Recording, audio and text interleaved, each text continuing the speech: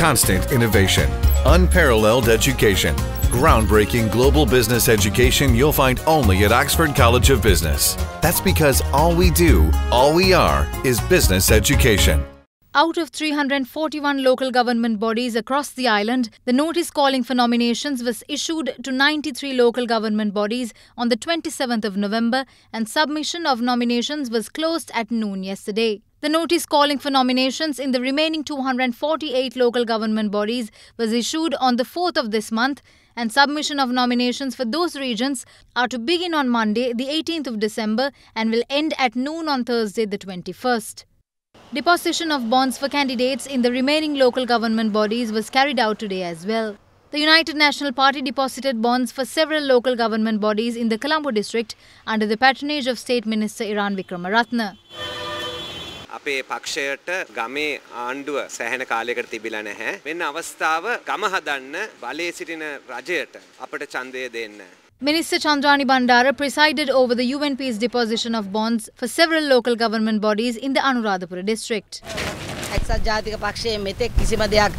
No UNP nominations have been rejected as yet, and they will not be. We have rallied around for a strong journey ahead. The UNP also deposited bonds for several local government bodies in the Ratnapura district under the patronage of Minister Thalata Atukorala. Meanwhile, the United People's Freedom Alliance deposited bonds for the Mulleriyawa Pradeshiya Sabha and the Kotte, Moratuwa and Kaduwela municipal councils. විශේෂයෙන්ම කියන්න ඕනේ මේ ඡන්දයේ කෝට්ටේ ජනතාව අවියක් කරගන්න ෆුට්නෝට් කල්ලියට විරුද්ධව ඒ වගේම බඳුන්කොල් හොරුන්ට විරුද්ධව. State Minister Lakshman Yapa Abewardena presided over the UPFA's deposition of bonds for several local government bodies in the Mathura district. Meanwhile, a ceremony was held in Nawalapitiya under the patronage of UNP parliamentarian Anand Aludgamage to welcome candidates contesting for the Nawalapitiya Pradeshiya Sabha.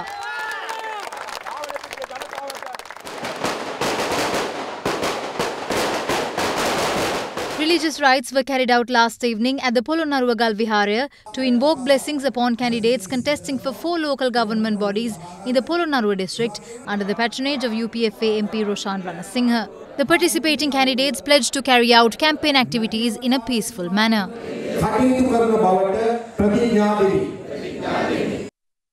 Meanwhile, Chairman of the Sri Lanka Podujana Peramuna, Professor G.L.P. Ristude said legal action will be taken on the rejection of the SLPP's nomination papers yesterday. 6 of our nomination papers were rejected. We believe the rejection of some of them is not in accordance with the law. This will have no effect in our victory.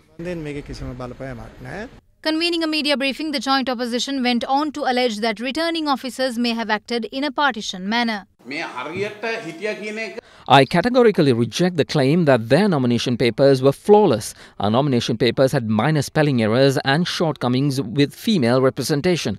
However, in 5 of their nomination papers in the Kalutara district, Kabir Hashim was written under the heading Name of the Party. It's a grave error. පක්ෂයේ නම වෙනුවට තියෙන්නේ කබීර් හෂිම් කියන එක. එන එක ප්‍රබලම වරද්දක්. තේරින් පන්නිධාරීවරයා මොනවද කිව්වේ ඒක? එතනදී එක්සත් ජාතික පක්ෂයේ The UNP wanted to save their nominations, so they smoothly excused themselves. We will decide whether partisanship occurred or not during the court proceedings.